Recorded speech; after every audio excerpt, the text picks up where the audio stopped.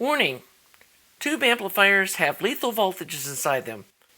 Please do not attempt to build, test, or repair these without understanding and following all safety protocols. Hey y'all! Well, looks like we're going to be doing preamp repair month, and I don't know if you guys remember this unit that I built. God, it's probably been about 4 years ago, and it sounded really good when it worked.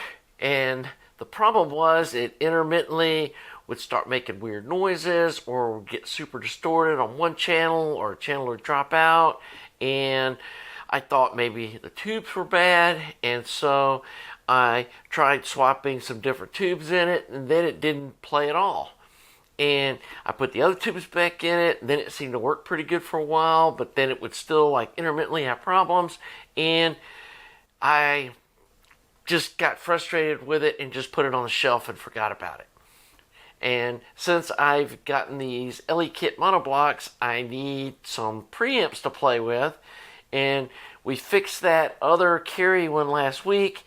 This is a clone of a Conrad Johnson board, and I bought the board and the power transformer as like a combo kit. It was a bare board and the transformer, and then I bought this case separately and ended up having to like put these holes in the top for the tubes to stick out of, and which I think turned out looking really cool. I mean that's a great looking amp to me.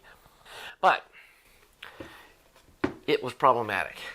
The other thing too that I did is, while it's got all these jacks on the back, it's only got, you can see that I had that in the in and these out, and then this was just not connected to anything. And I think I'm going to come back and make two inputs and put like a rocker switch here on the side like I do on some of my amps, and have that be the output. Possibly have one of these be one of those, or pair of those XLR modules, so we have balanced in and RCA in, and you can switch between them, kind of a thing. But anyway, today I'm going to show you what was wrong with this amp and how we fixed it. So let's go.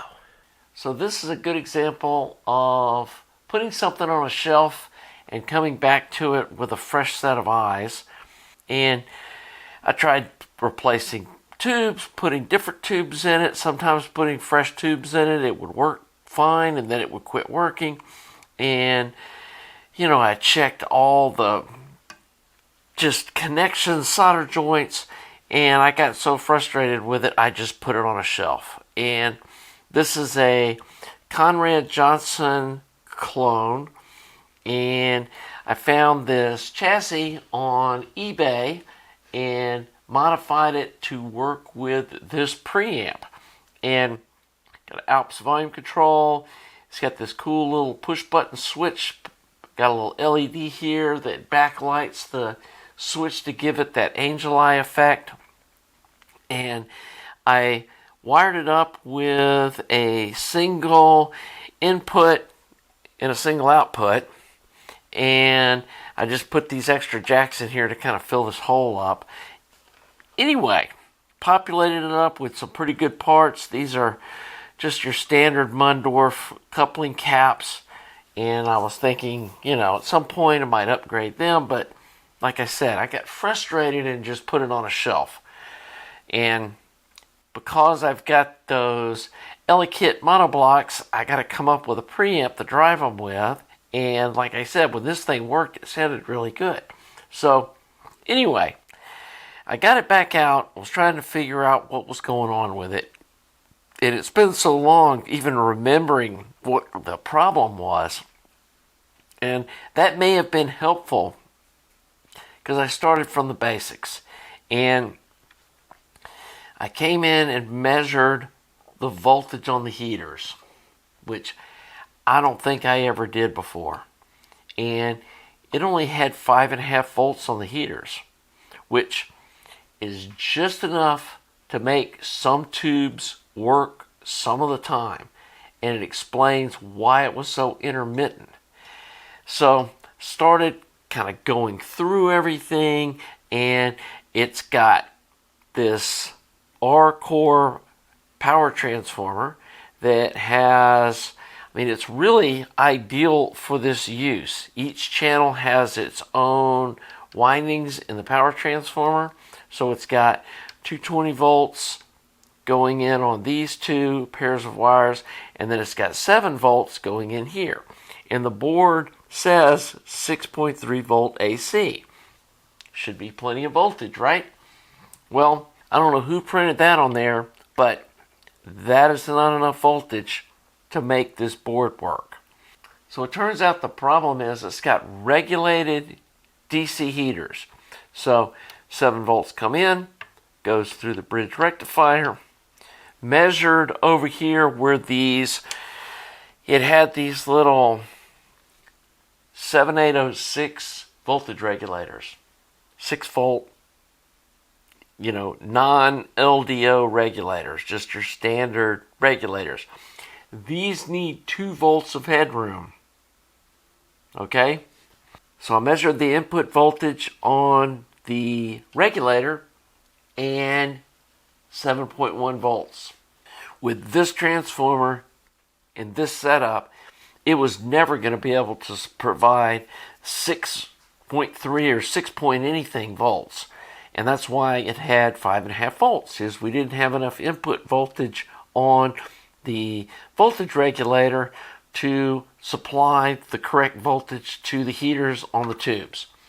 So I did some quick math, had these 1 ohm resistors, and while this isn't the most ideal installation, I wanted to do something down and dirty and just see if this was going to work. So I clipped the leads on the regulators and took them off the heatsink, and then I soldered this 1 ohm resistor from the input to the output pin on the circuit board, and voila, we got 6.15 volts on the heaters now, which that's going to work fine.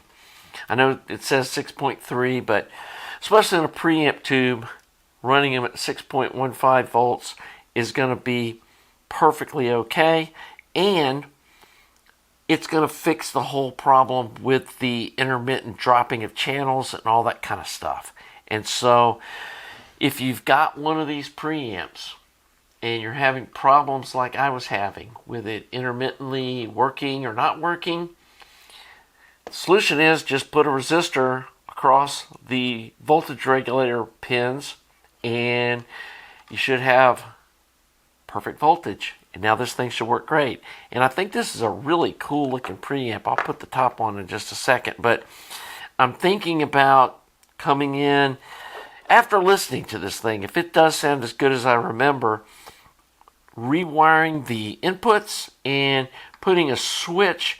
May put a little rocker switch here on the side like I do on some of my amplifiers on the lower section of this clamshell, and run the wires from the volume control down to the rocker switch and run them to the back of the amp, and then reverse these, make this pair the outputs, and then punch these holes out bigger because there's room here for a couple of those XLR converters from Earnhardt Audio, and then have this as my single-ended inputs, and then we could have unbalanced and balanced inputs on the back of it.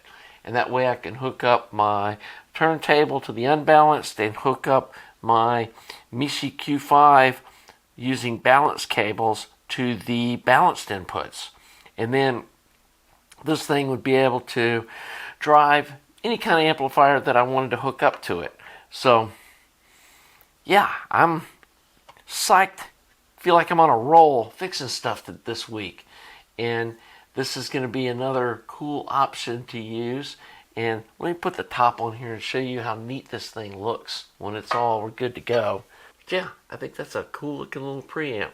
So anyway, thought y'all would enjoy me resurrecting this other project from quite a few years ago, and we're going to put it into the rotation of using with my new power amps.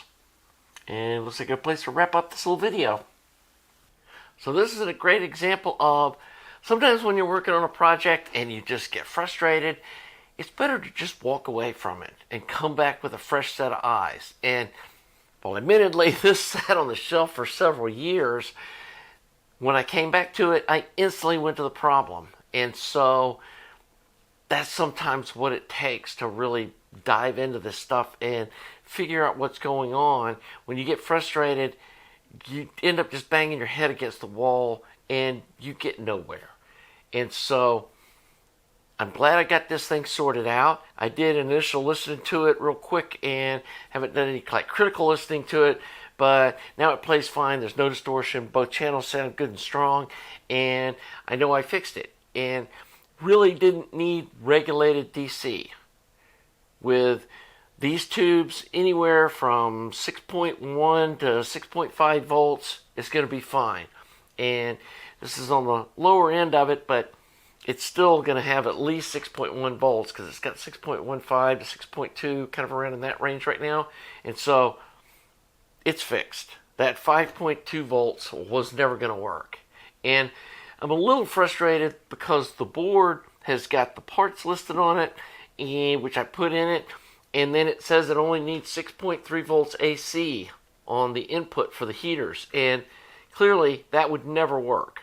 And I'm not sure if the commercial built versions of this have these same issues, where like maybe they'll work with those budget PS vane tubes at that low voltage, but then when you put some new old stock tubes in it, it starts doing weird stuff. So if you've got one of those Conrad Johnson clone boards like this one that has the little dam of heat sinks across the middle of it, check the heater voltages and make sure that they're well over 6 volts and under 6.5 or 6.8 volts.